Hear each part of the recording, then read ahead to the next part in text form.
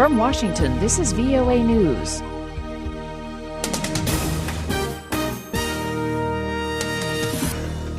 At least 36 people are dead and 40 inmates escaped after a prison break north of Baghdad. I'm Marty Johnson reporting. Officials say the dead, according to others, nearly doubled those numbers. The losses, they're very heavy. Officials say it started when a fight broke out among the inmates, the prisoners then overpowered the guards who came to intervene. Islamic State militants claimed responsibility for the prison attack, saying 30 Islamic State militants were included among the escapees. Also in the Iraqi capital today, at least 7 people were killed and 14 others were wounded in the attack on a Shiite pilgrims.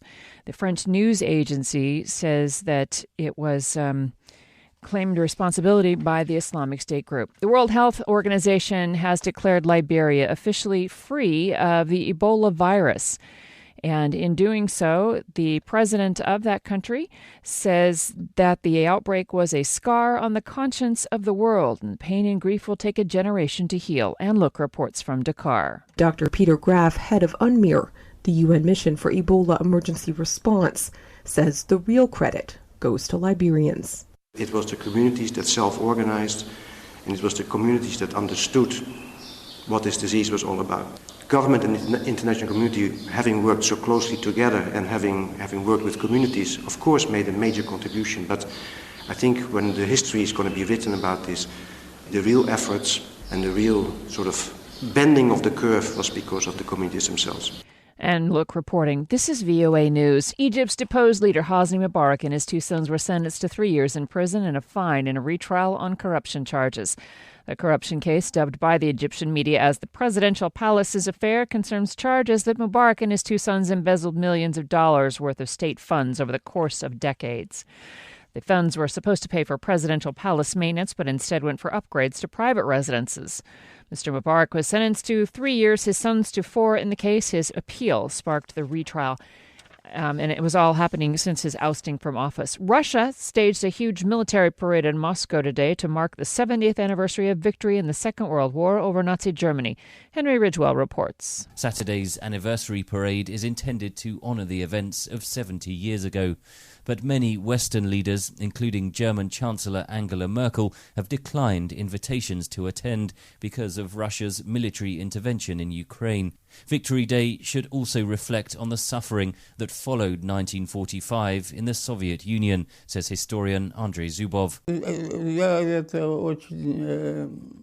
Zubov says that the Soviet Union's totalitarian regime did not fall then, but became stronger. And that is another reason why this was a victory with tears in our eyes, not only because of huge losses, but also because the victory had not brought about the end of the totalitarian Stalinist regime, he says. Henry Ridgwell, for VOA News. The U.S. State Department has urged North Korea to refrain from actions that raise regional tensions after Pyongyang said it successfully test-fired a submarine-based ballistic missile. The State Department said launches using ballistic missile technology are a clear violation of UN Security Council resolutions. North Korea is under UN sanctions banning it from developing or using missile technology. The South Korean military officials say North Korea test-fired 3 anti-ship cruise missiles into the sea 1 day after warning it would strike South Korean vessels without notice if they intrude into the North's territorial waters. Officials in Seoul say the missiles were fired over the span of about an hour Saturday from an area near the eastern port city of Wonsan. Spanish officials are confirming at least 3 people dead in the crash of a military plane near Seville's airport. Spain's Prime Minister Mariano Rajoy said Saturday up to 10 crew members were on board the new Airbus A400M. The aircraft was under flight trials at the airport but had not yet been delivered to the Spanish military. The airport authorities said the Seville airport had been closed and its fire crews went to the scene of the crash outside the airport perimeter. Flights to Seville are now being diverted to other nearby airports. An amateur video shows thick black smoke rising from the site north of the San Pablo airport. I'm Marty Johnson in Washington.